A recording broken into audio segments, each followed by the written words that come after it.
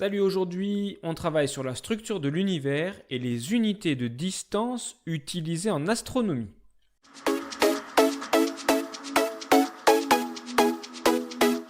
On va commencer avec la naissance de l'univers.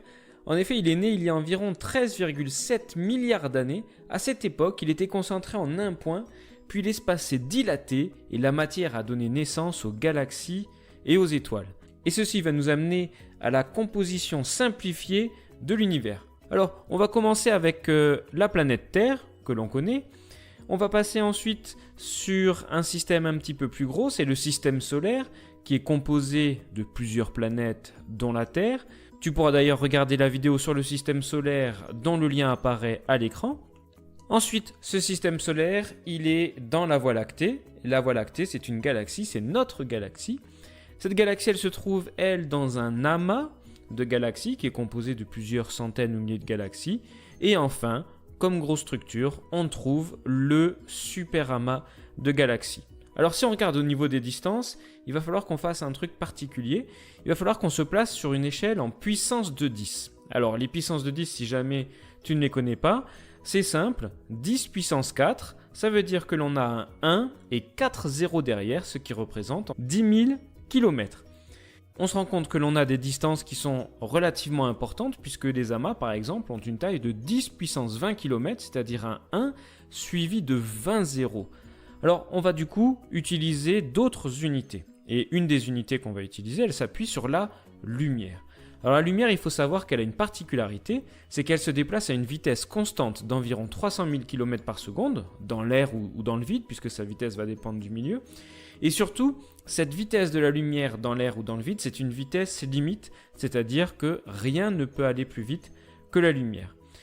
Alors, le fait qu'elle se déplace à cette vitesse qui est relativement importante, mais qui est quand même une vitesse finie, ça va nous amener à un concept particulier, c'est le concept qui explique que regarder loin, c'est regarder dans le passé.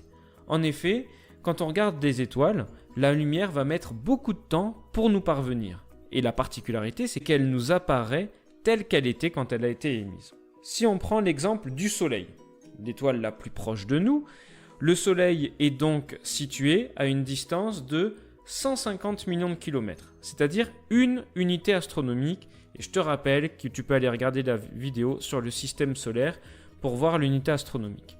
Si on utilise la relation qui permet de calculer la vitesse, V égale D sur T, j'en profite au passage pour te dire que tu peux regarder la vidéo sur la vitesse et l'utilisation de sa relation dont le lien est sur la vidéo. V égale D sur T, on obtient donc que T est égal à D sur V. On remplace avec les valeurs 150 millions de kilomètres sur 300 000 km par seconde. Ça nous donne 500 secondes, c'est-à-dire 8 minutes 20, pour que la lumière parte du Soleil et arrive sur la Terre. On voit donc le Soleil tel qu'il était il y a 8 minutes 20. Je t'ai donc dit que la lumière, on l'utilisait pour une unité de longueur, une unité de distance. En effet, pour les distances très grandes, le kilomètre n'est plus du tout approprié et on utilise l'année-lumière. L'année-lumière, c'est quoi? C'est la distance que va parcourir la lumière dans le vide en un an. Et elle vaut environ 9,5 fois 10 puissance 12 km, c'est-à-dire 9500 milliards de kilomètres. Voilà, j'espère que maintenant c'est plus clair pour toi au niveau de la constitution de l'univers. Je te rappelle que tu peux t'abonner, liker la vidéo et la